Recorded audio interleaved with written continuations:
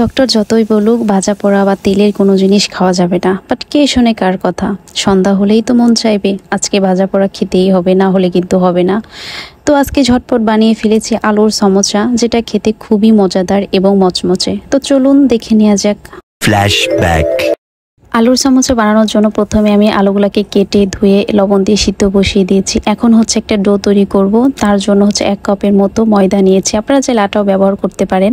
এবং এর মধ্যে পরিমাণ মতো লবণ এবং একটু সয়াবিন তেল দিয়ে এটাকে হাত দিয়ে সুন্দর মতো মেখে নিতে হবে। সবকিছু মাখানোর পরে এখন হচ্ছে এর মধ্যে রুম টেম্পারেচারের পানি দিয়ে একটু একটু করে পানি দিয়ে সুন্দর একটা ডো তৈরি করতে হবে। একসাথে অনেক বেশি পানি দেওয়া যাবে না, না হলে দেখা যাবে এটা নরম হয়ে যাবে।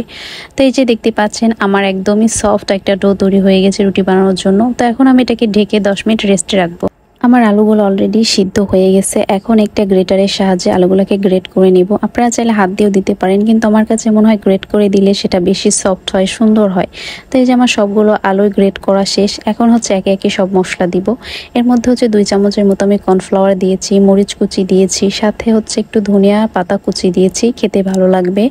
এবং হচ্ছে এর মধ্যে দিয়েছি লবণ, তারপরে হচ্ছে গিয়ে মরিচের গুঁড়াও দিয়েছি, সাথে একটু আদা গুঁড়া, একটু রসুনের গুঁড়া এবং একটু গোলমরিচের গুঁড়া দিয়েছি, সাথে চাট মশলা দিয়েছি। সব কিছু দিয়ে এখন হাত দিয়ে এটাকে সুন্দর মতো আলুর একটা ডো তৈরি করতে হবে। তো এই যে দেখতে পাচ্ছেন আমি সব কিছু মাখিয়ে নিয়েছি, একটা সুন্দর ডো তৈরি হয়ে গেছে। আপনাদের কাছে আদা রসুনের গুঁড়া না থাকলে এটা স্কিপ করতে পারেন, কোনো সমস্যা নাই। এখন হচ্ছে এই যে ডোটাকে এখন বেলে একটা সুন্দর গোল রুটি করতে হবে।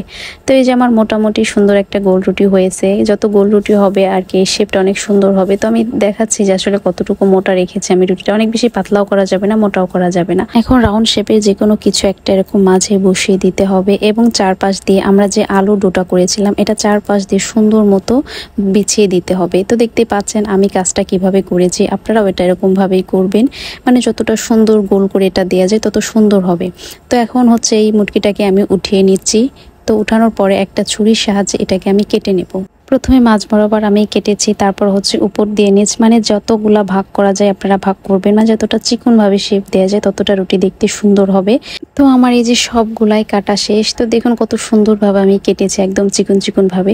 তো এখন হচ্ছে নিচ থেকে হাত দিয়ে এরকম ভাবে পেঁচিয়ে পেঁচিয়ে একটা সুন্দর আলুর সমোসা তৈরি করতে হবে। আপনারা দেখলেই বুঝতে পারবেন আমি কাজটা কিভাবে করছি, আপনারাও এভাবেই কাজ করবেন। তো একে একে করে আমি এভাবে সবগুলোই আলুর সমোসা তৈরি করে নিচ্ছি। দেখতেই কতটা সুন্দর লাগছে, মানে জিনিসগুলো একদমই অন্যরকম। তো আমার সবগুলা আলুর সমোসা আমি এক এক করে এভাবেই তৈরি করে নিয়েছি। এখন হচ্ছে ভাজতে যাব। তো চলুন এখন সবগুলো ভেজে নেই। তো প্রথমে আমি এই যে কড়াই বসিয়ে গ্যাস জ্বালিয়ে দিয়েছি। এখন হচ্ছে কড়াইটা গরম করে এর মধ্যে আমি পরিমাণ মতো তেল দিয়েছি। এখন হচ্ছে একটা একটা করে আলুর সমোসাগুলো আমি তেলে দিয়ে দিচ্ছি।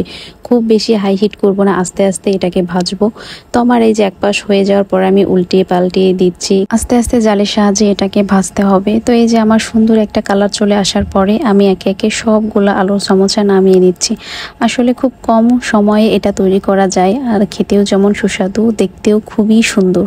তো যে কোনো সময় আপনারা বিকালে বা সকালে নাস্তা এটাকে আপনারা সুন্দর মতো তৈরি করে খেতে পারেন, বাচ্চাদেরকে খাওয়াতে পারেন। মাত্র একটা রুটি দিয়েই কতগুলো আলুর সমোসা হয়ে গেছে, মানে একসাথে অনেক মানুষ বসে আড্ডা দেওয়া যাবে আর এগুলো খাওয়া যাবে।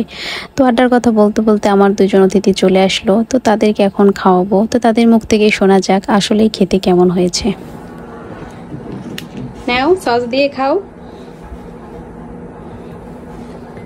ছোট মানুষ।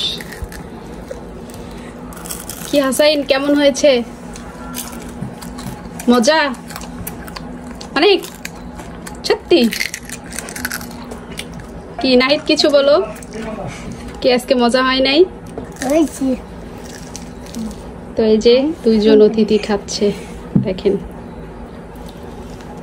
তো আমার অতিথি খেতে খেতে তার হাতে একদম সস টস দিয়ে কি একটা অবস্থা। এখন সে জামাই মুছতে চাচ্ছে, তো আমি মুছতে দিইনি, একটা পরে টিস্যু দিলাম। কি হাতে মাখিয়ে গেছে? আচ্ছা, কালকে যদি খেতে চাও আবার চলে আসবা, ঠিক আছে? সবাই ভালো থাকবেন, আল্লাহ হাফেজ।